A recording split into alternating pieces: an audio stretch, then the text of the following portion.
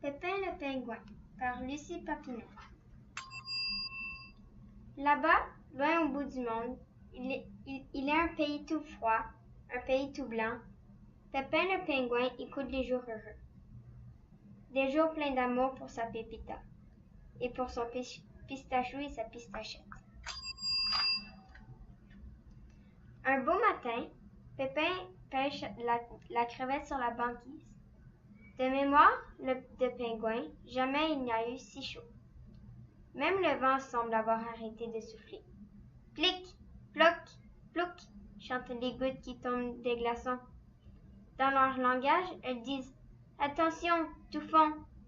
Mais Pépin n'entend pas. Pépin ne voit pas son îlot de glace qui se détache et partir à la dérive. Lorsque le petit pingouin lève la tête, il est déjà trop tard. Encerclé par la brume, ballotté par les vagues, Pépin est perdu. Il a très très peur. À l'autre bout de la terre, au pays des girafes qui perdent leurs tâches, Gilda pique-nique avec ses amis. Volatile inconnu en tenue de soirée flottant sur un glaçon à l'horizon, clame tout à coup chambellant le chameau. Pardon? Demandent tous les amis de Gilda à l'unisson. Pauvre Pépin. Il a beau raconter et raconter encore son histoire, personne ne sait pourquoi sa banquise s'est mise à fondre, ni comment il a pu dériver si loin. Essayant d'oublier sa peur, le petit pingouin affirme « Même si je dois marcher pendant 200 jours et 200 nuits, je retourne à la maison. Je dois retrouver Pépita, Pistachou et Pistachette. Je suis certain qu'ils s'inquiètent. » D'un même élan, Gilda la girafe et Chambellan le chameau s'exclament « Nous partons avec toi !» Pépin et ses nouveaux amis marchent et marchent encore, si loin qu'ils atteignent les sables du désert. Aveuglé par la lumière du soleil, le pingouin baisse les yeux vers le sol. « Attention !» lance-t-il tout à coup à Chambellan. Le chameau surprend par son mouvement, juste avant que sa patte touche le sable. « Ouf !»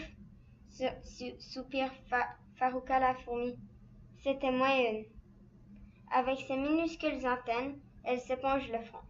Puis elle demande « Et toi, étrange animal qui m'a sauvé la vie, qui es-tu donc? » « Je suis Pépin le pingouin, celui qui cherche son chemin. » La petite fourmi se gratte la tête. « Ma foi, dit-elle, je connais bien un chemin, c'est peut-être le tien. » Les trois amis suivent la piste sinueuse, indiquée par la fourmi. Par-delà le désert, au cœur de la forêt profonde, ils cheminent longtemps, longtemps. Rien ne les arrête. Rien, sauf les eaux bouillonnantes d'un torrent. Entre deux gargouillis de son ventre vide, Gilda demande « Et maintenant, que fait-on? »« Ouais !» crie soudain Sumo le souriceau. « J'ai perdu mon fromage. » Pépin aperçoit aussitôt la meule flottante entre deux eaux. Devant ses amis ébahis, il plonge sans hésiter. Il fonce contre le courant. Il évite les tourbillons d'écume et repêche le festin.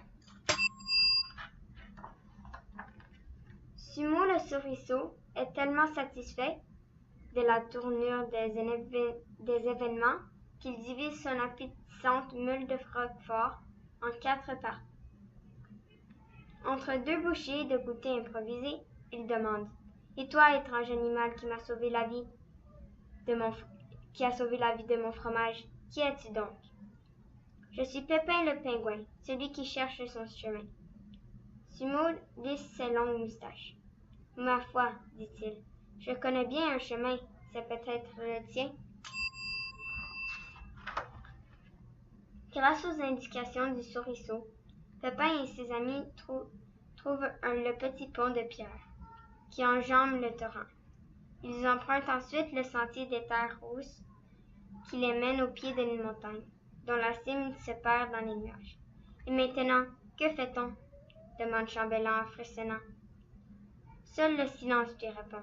Pas le moindre souriceau, ni la moindre fourmi, ni le moindre puceron à l'horizon. Maintenant, dit doucement Pépin, maintenant, c'est à moi de trouver le chemin. Du regard, il interroge le nuage. Eh oh, que voit-il? De la neige, exactement comme chez moi. Les trois amis entreprennent aussitôt l'escalade au sommet vertigineux. Malgré le froid qu'il est mort, et à qui mieux, ils grimpent encore, sans perdre le courage. Tout en haut sur le pic enneigé, que découvrent-ils?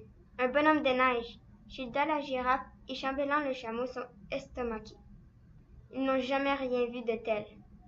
Pépin, lui, comprend qu'il est encore loin de sa banquise.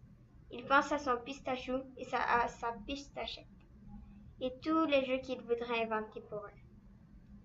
Très réussi ce bonhomme, murmure-t-il.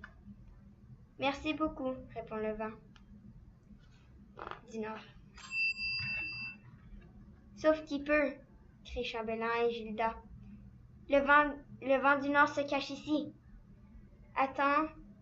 Attendez, supplie Pépin. Je dois lui parler. La girafe et le chameau se font tout petits derrière lui. Le vent du Nord, dit Pépin le pingouin. Pourquoi as-tu fait ce bonhomme de neige? Pour avoir un ami, chuchote le vent. Tu n'as donc pas d'amis? Demande Pépin. Non, hurle le vent. Personne ne m'aime. Le petit pingouin lisse ses plumes avec son bec. Puis il dit. Voilà donc la raison qui t'empêche de souffler. Le vent renifle un peu, puis secoue la tête de haut en bas. Tu te trompes, affirme Pépin. Moi je t'aime. Tous les pingouins sont tes amis. Sans ta froideur, notre pays a beaucoup trop chaud. Ils font comme un glaçon perdu dans un verre d'eau. Le vent du Nord est si content d'entendre ces mots qu'il laisse échapper un soupir de soulagement. Un soupir tellement énorme qu'il soulève Pépita, Gilda et Chambellan, les emportant au-dessus des montagnes, des plaines et des océans, jusqu'au pays tout blanc. Pépita, Pistachou et Pistachette sautent aussitôt dans les bras de Pépin pour le couvrir de bisous. Au moins 672 bisous. Puis, il organise une incroyable fiesta de bonhommes de neige pour célébrer son retour. Chambellan et Gilda, bien emmitouflés, s'amusent comme des fous. Le vent du Nord aussi, galement promis de les raccompagner dans leur pays au bout du monde, pourvu qu'ils ne soufflent pas trop fort sur les taches de la petite girafe. Fin.